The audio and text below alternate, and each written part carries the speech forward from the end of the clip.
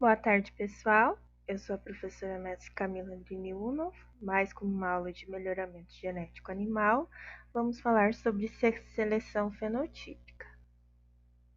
Então, fenótipo e genótipo, gente, eles andam junto, caracterizados, né? Como a gente viu na palestra, genótipo são características dos genes, dos alelos, né? E o fenótipo, pessoal, eles são as características externas, né, do indivíduo. Então, são características morfológicas que a gente fala dos animais, né?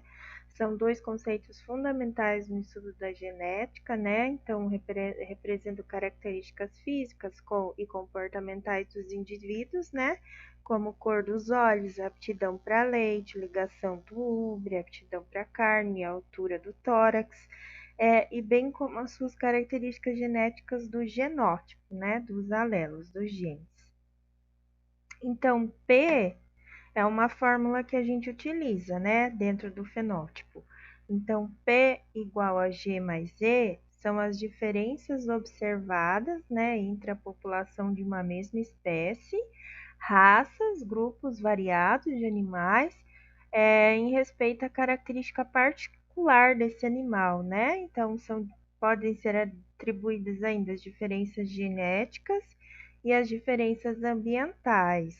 Então, genética mais diferenças ambientais. Então, quais seriam essas diferenças genéticas, né, pessoal? Pela frequência dos genes, dos alelos, como a gente já calculou, que controla as características na distribuição dos genes nos indivíduos, homo e heterozigoto. Lembra, então, que seria, deixa eu pegar aqui um cursor, né? Seria azão. Ai, não sei se a prof vai conseguir. Azão, azão, né? Azão, azinho. E o meu recessivo, azinho, azinho. Então, aqui eu tenho o meu homozigoto, o meu heterozigoto e o meu homozigoto recessivo. Ok, pessoal? Vamos para o próximo. Agora vai ficar pintadinho ali, azão, azão, azão, azinho, azinho, azinho, né? Para vocês lembrarem deles até o final da nossa aula. Então, melhoramento ambiental, existem vários conceitos, né? Melhoramento ambiental, melhoramento genético. O melhoramento ambiental, pessoal, ele está mais ligado à nutrição, à reprodução, ao manejo, à sanidade, né? Então, ele produz impactos, por exemplo, respostas imediatas quanto a essas características. Então, ele custa um pouco mais caro, né? Porque depende da nutrição, como a prof colocou ali, da sanidade, do manejo, da reprodução. Então, ele custa mais caro. Já o melhoramento genético, ele é mais lento, né? Com menor impacto. Só que ele é um processo, pessoal, que ganha em relação ao tempo, né? Que ganha em relação aos anos. Então, eu coloquei ali, permanente e acumulativo, em ano, né? Sem maiores custos de investimento. Qual que é o propósito, então, pessoal, do melhoramento genético que a gente já tinha visto, né? Obter populações equilibradas, lembra? Dentro de um propósito mendeliano, um propósito ideal, né? Populações numerosas de animais, né, com um genótipo médio superior, que ganha através das gerações, né, a frequência dos genes favoráveis ou desejáveis, esse animal seja aptidão para carne, seja aptidão para leite, né, redistribuindo esses genes e combinações genotípicas mais produtivas.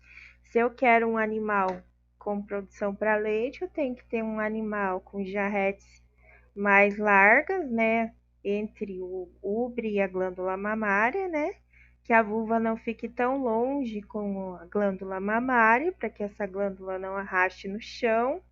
O ligamento da glândula mamária, gente, bem definido, bem exposto, porque para aguentar essa produção de leite nessa glândula mamária, um animal com aptidão para carne, eu já preciso ter sobra de barbela, né? Em relação ao equilíbrio térmico desse animal, eu preciso ter altura de garupa, eu preciso ter altura de tórax para que caiba realmente carne nesse tórax desse animal. Então, sempre ver os genes favoráveis ou desejáveis, né? Que eu quero nesse animal, para que eu possa melhorar ele na minha produção, ok? Então, quais são as etapas de seleção, né, pessoal? As etapas de seleção, elas são a estimação do valor genético do animal. Então, como eu já disse para vocês, né, classificar os animais com base ou em um ou mais critérios estabelecidos. Então, a minha produção é muito importante, eu saber para que eu quero esse animal, né? Para que ele vai servir, qual tipo de produção eu vou utilizar, a aptidão dele para uma coisa ou para outra, é muito importante, o valor genético dele, né? A decisão com base no valor genético, se o animal reproduzir ou não. Então, assim, se eu vou montar um rebanho, se eu vou trabalhar com recria, com cria, para ver a minha finalidade desse valor genético, se esse animal vai reproduzir ou não. Então, os efeitos da seleção, né, são restringidos à utilização da variação já presente na população. Então, o que que acontece? Os efeitos dessa seleção, ela vai acontecer já nos animais que estão presentes nessa população. Então, eu vou enxergar qual aptidão, qual variabilidade genética eu tenho dentro dessa minha população equilibrada, né? Para que eu possa melhorar essa população, né? Então, pode me modificar a amplitude da distribuição do genótipo, dos alelos, azão, azinho, né? A variância genética dessa população. Então, se eu diferencio a variabilidade genética, eu estou diferenciando esses meus alelos. Então, aqui eu coloquei um exemplo para vocês como um processo genético ou resposta, né, dessa seleção. Então, aqui nós temos esse gráfico, né? Desculpa, professora, pelos nossos alelos aqui embaixo. Então, nós temos o nosso gráfico G1 e G2, né? Então, aqui no G1 são os pais selecionados, né? E no G2 são os pais selecionados também. Porém, o P2 ele é superior ao P1, que são pais selecionados 1 e pais selecionados 2. Então, eu tenho a minha população dentro dos meus pais selecionados, que vai gerar os meus filhos, né? Então, a gente faz essa fórmula, né? AP igual P2 menos P1. Então, eu vou ter AP, a variabilidade genética, mais o ambiente, né, pessoal? Que é o meu fenótipo, que é a minha frequência fenotípica nessa população, ok? Então, fontes de informação utilizadas na minha seleção, nas etapas da minha seleção. Então, eu tenho avó paterna e avó paterna e avó paterno, avó materna e avó materno, um de cada lado, ok? Então, eu vou ter o pai e eu vou ter a mãe, né? Mãe materno, pai paterno, até aí vocês entendem, né? Então, eles vão ser os meus antepassados direto dentro do que? Da minha seleção. Então, eu vou ter pai e mãe antepassado direto. Do lado da família da mãe, eu vou ter os parentes colaterais, que são irmãos e meio-irmãos. E do lado do pai, eu vou ter os meus antepassados indiretos, que são os tios. Isso vai me criar um indivíduo com descendentes diretos, né? Com filhos e netos, ok, pessoal? Então, quais são as fontes dessa seleção, né? Então, o meu fenótipo individual massal, que é uma seleção fenotípica individual, né? Como que eu faço essa seleção individual? Pelo teste de desempenho do animal, né? É a mais utilizada, pessoal. E a mais barata também, e a mais rápida, né? Pelo meu fenótipo de antepassados ou pela ancedência, né? Que é a seleção por pedigree, também muito utilizada. Quem tem pedigree consegue utilizar esse tipo de seleção, né? Então, pedigree, pessoal, é quando eu tenho um animal de raça pura, né? E utiliza-se a informação dos antecedentes de um indivíduo para julgar que ele é geneticamente bom.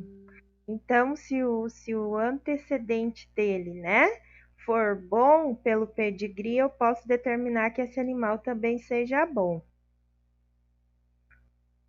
Próximo slide, o fenótipo de um grupo de irmãos e meio-irmãos. Lembra lá da parte materna? Vamos voltar aqui. Então, parte da mãe, antepassados diretos, né? Parentes colaterais, irmãos e meio-irmãos. Então, o que que acontece, né? É a seleção por parentes colaterais, né? Por teste de irmãos e meio-irmãos.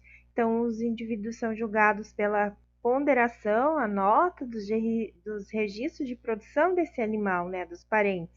Então, irmão, meio-irmão, produção de leite, produção de carne, aptidão de leite, aptidão de carne, né?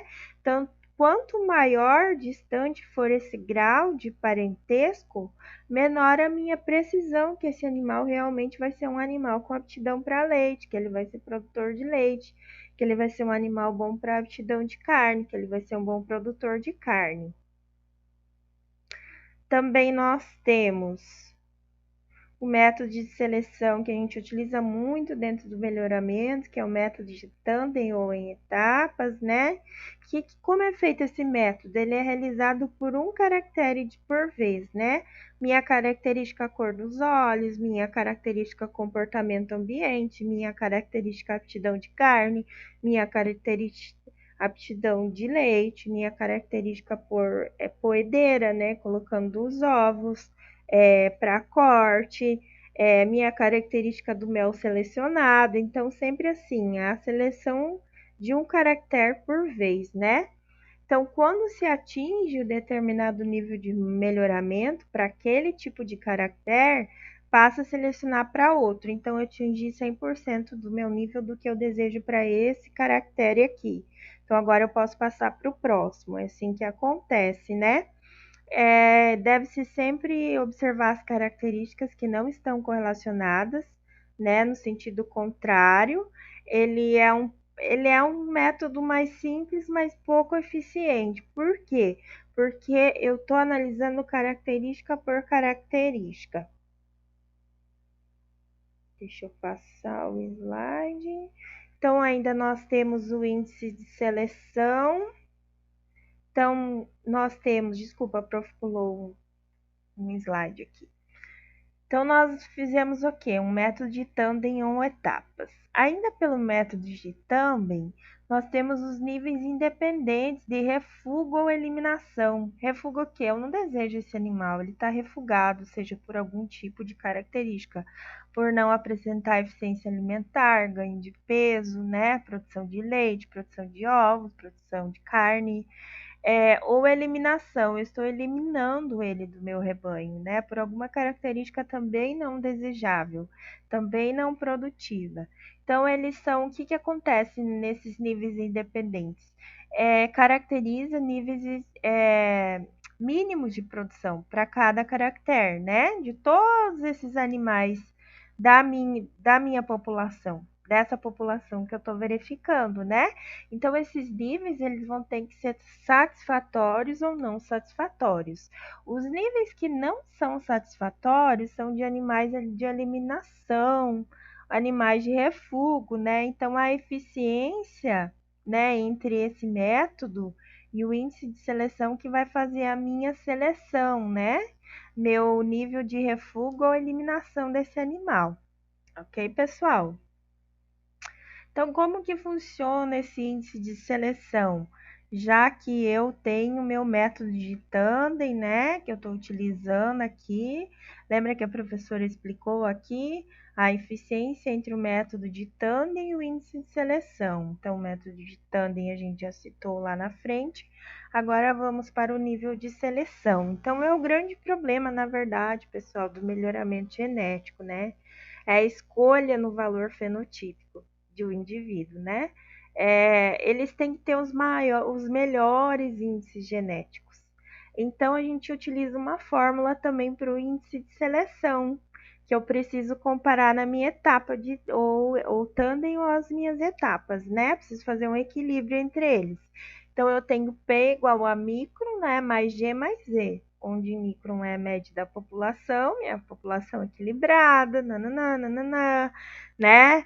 Com indivíduos que não ficam saindo dessa população, entrando e saindo, com indivíduos que se reproduzam entre masculino e feminino, né? Minha população mendeliana ideal.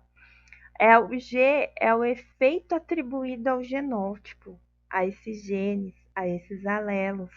Qual que é o efeito que eu vou atribuir a ele, né? E o E é o efeito ambiental, né? Que mascara o valor genético do animal. Então, é aquele valor genético junto com o meu valor ambiental, né? E a minha média da população. Ainda sobre o índice de seleção, né? Pode ser usado em várias situações, com finalidade única de ordenar os candidatos para a seleção. Então, assim, quando eu calculo o índice de seleção, não é que eu já estou escolhendo para a seleção, é um índice que eu vou equilibrar com a minha etapa. Então, eu preciso saber desses dois meios, né?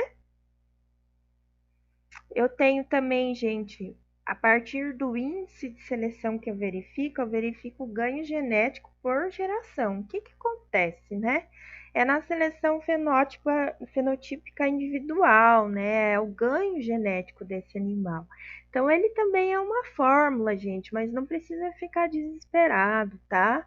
A professora está explicando as fórmulas, nós vemos o que significa essa fórmula.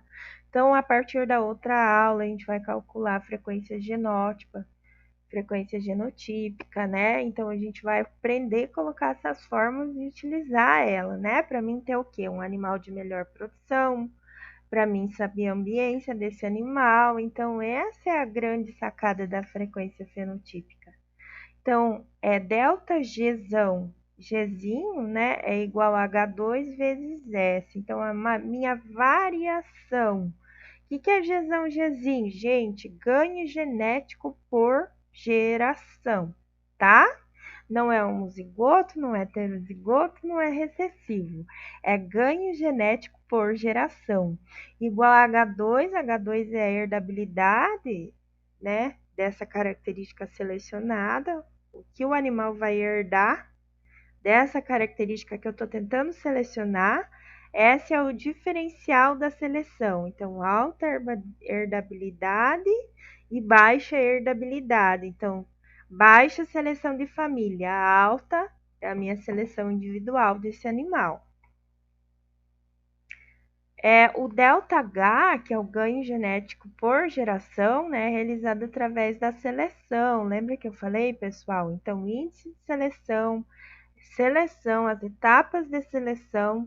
A seleção é a escolha de animais para reprodução. Serão os genitores da próxima geração. Então, lembra quando a professora colocou aqui, né? Então, avó materna, avô materno, paterno, pai, mãe, antepassados direto, né? Tios, meio-irmãos, irmãos, indivíduos vão me dar descendentes diretos, filhos e netos. Ok, pessoal? Essa foi a nossa aula de hoje.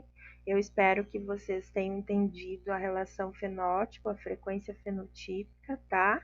Então, sempre lembrar o que é frequência fenotípica. As fórmulas nós vamos aplicar nos exercícios na próxima aula, tá bom? Estou no WhatsApp, no e-mail. Qualquer dúvida é só me procurar. Obrigada e até a próxima aula.